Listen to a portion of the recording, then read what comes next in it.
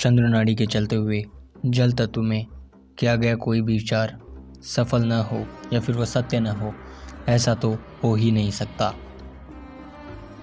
स्वर विज्ञान। एक बार माता पार्वती ने भगवान शिव से पूछा, किसी की कुंडली खराब है, किसी के ग्रह दोष हैं, किसी के वास्तु दोष हैं, किसी ने अपने कर्मों से दुख पा लिया है। पाप कर्मों के कारण दुख भोग रहा व्यक्ति, जिसका कोई काम कभी सफल नहीं हो रहा, जिसके भाग्य में केवल दरिद्रता है, क्या कोई ऐसा उपाय है जिसको करने से वह व्यक्ति अपने जीवन में सफल हो सके, सभी सुखों को प्राप्त कर सके? तब भगवान शिव ने बताते हैं कि तंत्र मंत्र यंत्र योग आदि सभी विद्याओं से ऊपर भी एक विद्या है, स्वर विज्ञान।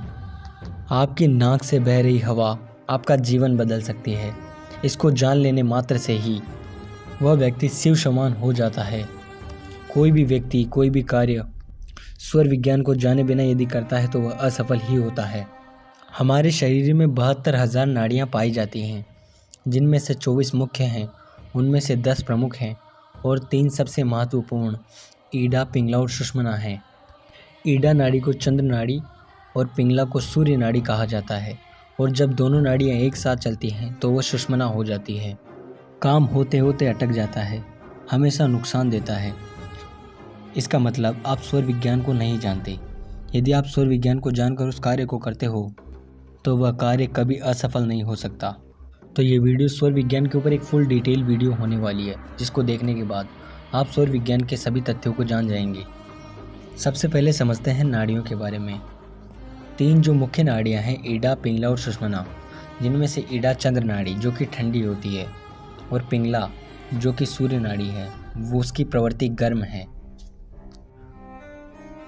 इनमें से ईडा में मानसिक और पिंगला में फिजिकल यानी कि शारीरिक कार्य किए जाते हैं। और जब दोनों नाड़ियाँ एक साथ चलती हैं तब कोई कार्य नहीं किया जाता, क्योंकि वह सुषुम्ना होती है। उसमें किया गया कोई भी कार्य सदैव नुकसान देता है। यह दिन में दोनों नाड़ियों के बीच में केवल 3 मिनट के लिए जागृत होती है। यदि ये 3 मिनट से ज़्यादा चल रही है तो ज़रूर कुछ अशुभ होने वाला है। जब भी ये नाड़ी चल रही हो तो किसी भी प्रकार की यात्रा न करें। यदि 8 से 10 मिनट से ज़्यादा चलती है तो किसी भी प्रकार की यात्रा करने पर दुर्घटना होना निश्चित है। और यदि 2 घंटों से ज़्यादा किसी भी व्यक्ति में यह नाड़ी चल रही है तो इसका मतलब उस व्यक्ति का अंत समय आ चुका है। अब कुछ ही देर में उस व्यक्ति की मृत्यु होने वाली है। यदि मानसिक कार्य पिंगला नाड़ी में किए जाते हैं तो वह असफल हो जाते हैं, और शारीरिक कार्य चंद्र नाड़ी में किए जाते हैं तो वह भी असफल हो जाते हैं। जो व्यक्ति चंद्र नाड़ी में भोजन करता है वह हमेशा बीमार रहता है, और जो सूर्य नाड़ी में पानी पीता है वह कभी स्वस्थ नहीं हो सकता। इसलिए भोजन हमेशा सूर्य स्वर में करना चाहिए और पानी चंद्र स्वर में पीना चाहिए। जब भी आप कोई नई प्रॉपर्टी खरीदते हैं या फिर व्यापार का कार्य करते हैं वह सूर्य नाड़ी में किया जाना चाहिए। और जब भी आप चंद्र नाड़ी में हो तब आप मानसिक कार्य या फिर किसी भी चीज़ की प्लानिंग करने का कार्य कोई भी कर सकते हैं। कोई भी शुभ कार्य जैसे कोई नई दुकान खोलना, नया बिजनेस स्टार्ट करने वाले हैं तो वह कार्य आप चंद्र नाड़ी में कर सकते हैं। इसके अलावा मांगलिक सभी कार्य चंद्र नाड़ी में ही संपन्न किए जाने चाहिए, पूजा पाठ आदि। लेकिन व्यापार के जितने भी कार्य हैं, किसी से कोई डील करनी है, कोई सौदा करना है, पैसों की लेन देन का कोई कार्य, वह सूर्य नाड़ी में किया जाना चाहिए। इसके अलावा शरीर में 5 तत्व होते हैं। नाड़ियों के साथ साथ उन 5 तत्वों का भी ध्यान रखना होता है। जैसे पृथ्वी तत्व में किया गया कोई भी कार्य स्थिर हो जाता है। यदि आपको कोई प्रॉपर्टी खरीदनी है तो वह भूमि तत्व यानी कि पृथ्वी तत्व में ही किया जाना चाहिए। जल तत्व में किया गया कार्य लाभ देता है, और अग्नि तत्व में किया गया कार्य नष्ट हो जाता है, वह सदैव नुकसान देगा। आकाश तत्व और वायु तत्व में किया गया कार्य आधा अधूरा ही संपन्न हो पाता है। यदि आप इसमें किसी को पैसे देते हैं तो वह भी डूब जाएंगे। अब स्वरों को बदलने की विधि जानते हैं। यदि किसी व्यक्ति की चंद्र नाड़ी चल रही हो और उसे व्यापार संबंधी कोई कार्य करना हो तो वह चंद्र स्वर को बंद करके सूर्य स्वर को चला सकता है।